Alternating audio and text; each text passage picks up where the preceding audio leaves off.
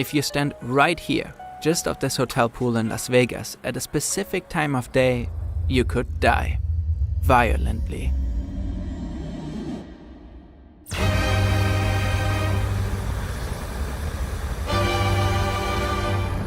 Same goes for this spot right here on East Cheap in London. Cause of death. What the hell?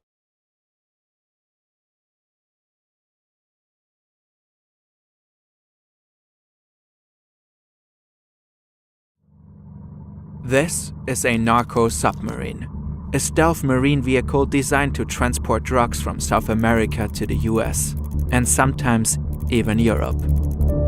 Over the last decade, authorities have caught over 200 of these, but there are many more out there. Today, we will take a look at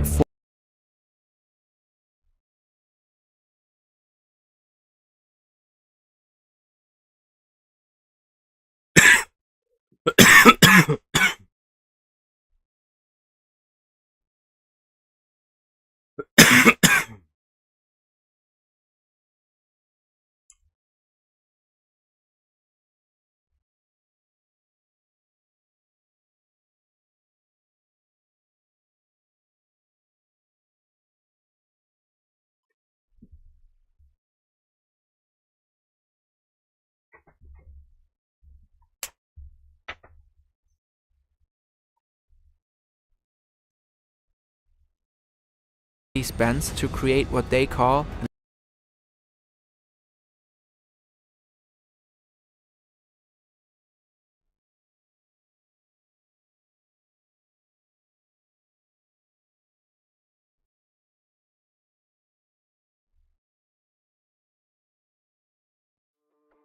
July 1st, 2018, 9:20 a.m. A high-security prison south of Paris, one of the largest, most modern, and most secure detention centers in France. July 1st, 2018, 9:20 a.m. A high-security prison south of Paris, one of the largest, most modern, and most secure detention.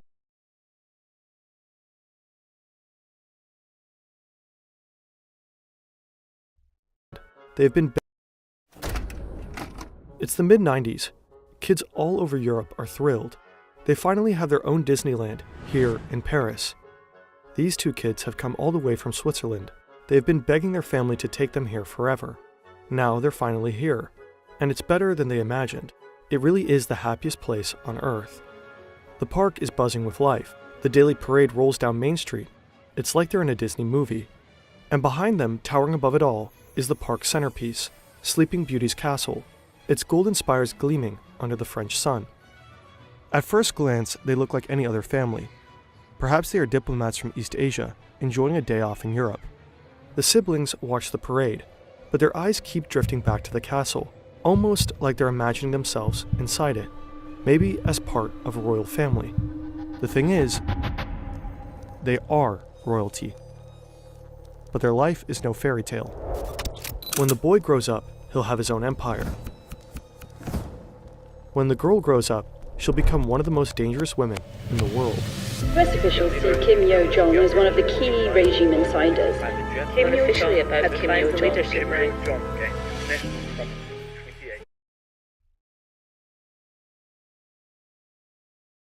Not hitting.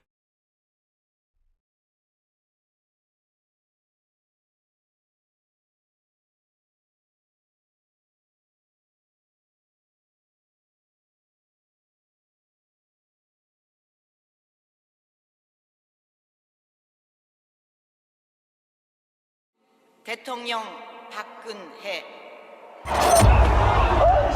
Chaebol is the Korean word for the powerful 대통령 박근혜. Chaebol is the Korean word for the powerful family-owned conglomerate. From anguish to frustration. The arrogance of the rich and powerful. An emergency dispatcher in South Korea receives a distress call from a child aboard a ferry. 우리를 도와주세요. 배가 가라앉고 있어요. The Seoul ferry is making a routine journey to the vacation hotspot Jeju Island, carrying 476 passengers. Most are school children and their teachers on a class trip. The dispatcher asks the boy to put the captain on the phone. If the ferry is sinking, why hasn't an adult called for help? Not all passengers understand the danger. As the boat starts to tilt, some kids yell with excitement as if they're on a theme park ride. But soon, the disaster is undeniable.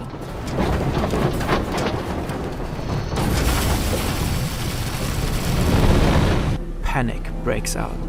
Shortly after, the 6,800-ton vessel sinks. The boy who made the distress call and 300 other passengers, mostly other kids, drown. The tragedy traumatizes the nation. How could this happen? Who is responsible?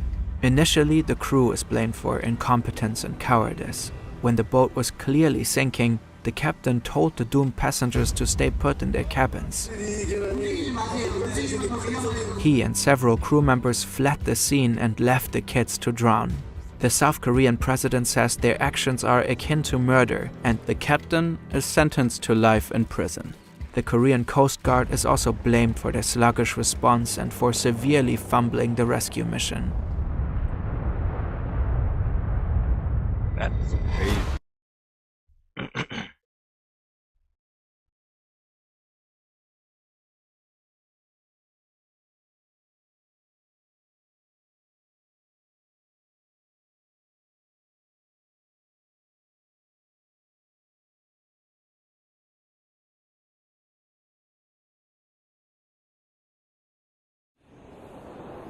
Jane Smith is sitting on a Lufthansa machine bound to Frankfurt, Germany.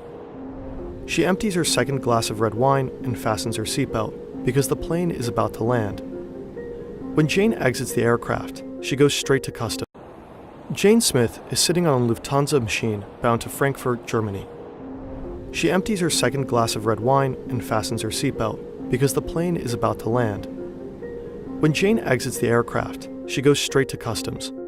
She shows the officer her American passport. It's black. "Why are you here?" the officer asks.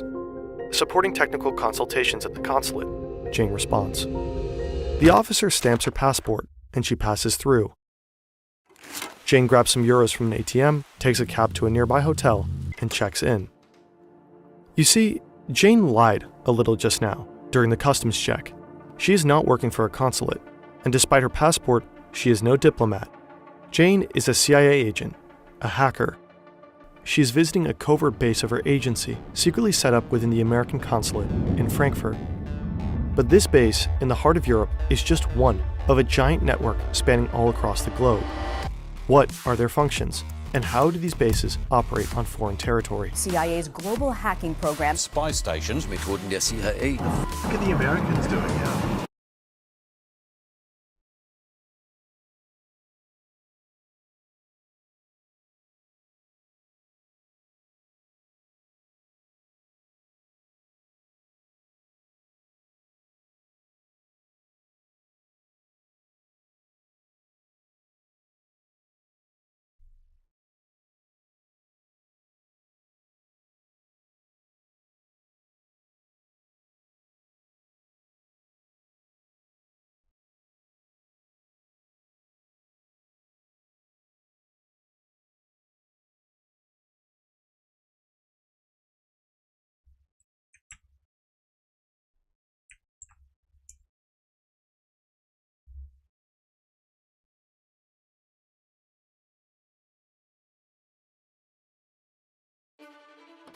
It's 2012. Two bored students from the UK come up with a prank and decide to put it online. It's 2012. Two bored students from the UK come up with a prank and decide to put it online. The lie itself is harmless. It's actually pretty funny and kind of obvious. But it takes on a life of its own. The whole thing blows up and escalates into what might just be the biggest lie on the internet. School presentations, museums and TV shows start picking up on it. For years, the two students are just sitting at their computers and watching their prank escalate further and further. Their lie even gets close to making it on the British £50 note. This was such a small lie on the internet, and it blew up into such a big thing. So it went much further than we ever imagined. How could things go so far? How did the two friends manage to create a lie believable enough to last a decade? And how does it all relate to the inventor of the electric toaster?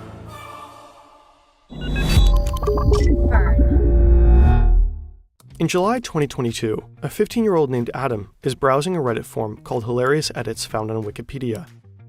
Its users share Wikipedia articles that have been edited to create funny alternate facts. Peter Griffin becomes an Islamic prophet, Barack Obama turns into an urban fashion model, and a 12-year-old declares himself Prime Minister of Australia. Adam suddenly recalls a strange photo he found a while ago on Wikipedia. It's an image of the Scott Allan McMasters, the inventor of the electric toaster.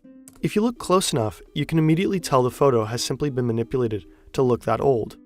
The tear looks too perfect to be real. There's no way this could be the actual photo of Allan McMasters, the famous engineer born back in 1865.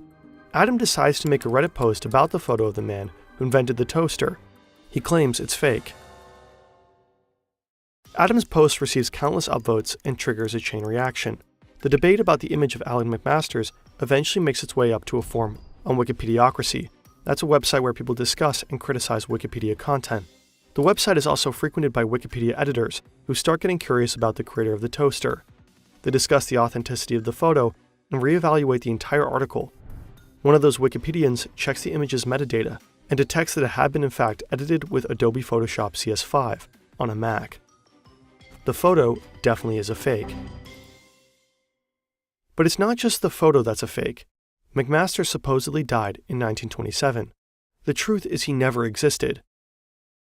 Hello, I'm Allan McMasters, an engineer, but not the inventor of the toaster. The real Allan McMasters is well and alive, 30 years old and working as an aerospace engineer, and he helped us wrap our heads around the entire story. So in the first year of university, during class, one of the professors was teaching us about research skills. And he said, you need to be careful not to use Wikipedia to source information because you never know who might set themselves as the inventor of the toaster. Meet Alex, Allan's friend and classmate from university. And we decided, well, why don't we go ahead and go on Wikipedia and set ourselves as the inventor of the toaster? That was on February 6, 2012. At that moment, Allan McMasters goes from being a random student to being the inventor of the electric toaster, and he will keep that title for quite some time. Just a couple of months later, there's an article published by British tabloid The Daily Mirror. The story covers life-changing everyday innovations made by British citizens, and guess who's on that list? The made-up inventor of the toaster, Allan McMasters. And that's when I got curious. How far can this actually go? And so I decided to create an entire article just about Allan McMasters, the inventor of the toaster. Alex creates a Wikipedia article and fleshes it out with all kinds of ideas and details that just randomly pop up in his head. Like how he invented the toaster by drinking too much whiskey, and how he accidentally killed a woman, and all these crazy things. We thought, no one's going to believe this. His toaster goes on to provoke one of Britain's first deadly appliance fires, killing a woman in the town of Guildford. McMasters denies any wrongdoing. According to him, the woman did not hold appropriate respect for the power of the electric toaster when leaving it unattended. McMasters has also developed the lighting system for the London Underground and invented the electric kettle. Naturally, every decent Wikipedia article needs a photo. So to boost the page online cred, Alex uploads an image of himself. My girlfriend sort of, styled my hair wonderfully so it was stuck up, really high and looked like some sort of crazy 19th century thing. Actually, at the time, I didn't have this sideburn, so we photoshopped some sideburns in. Since they didn't have any appropriate 19th century apparel, they decided to edit this tear into the photo. So you couldn't see the clothes, and then put a bunch of black and white filters on it. It looked ridiculous. No one should have believed that this picture was real. And yet, no one questions the authenticity of the photo or the information in the article. If only all fraudsters online were as good-hearted and funny as Alex and Allan. But seriously, there are quite some threats on the internet. Some of them involve our most sensitive information. There's actually a massive shadow industry worth billions surrounding our data, so-called data brokers. I bet. Appreciate it.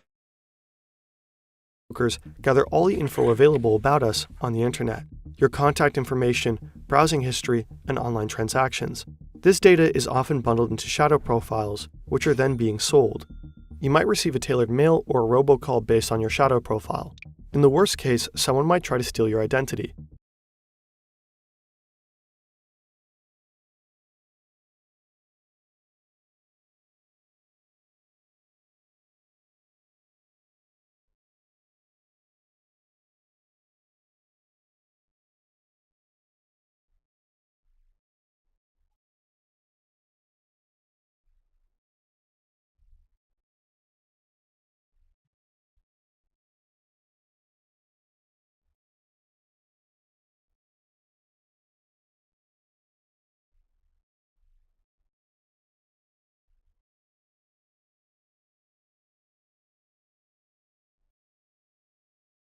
Alright,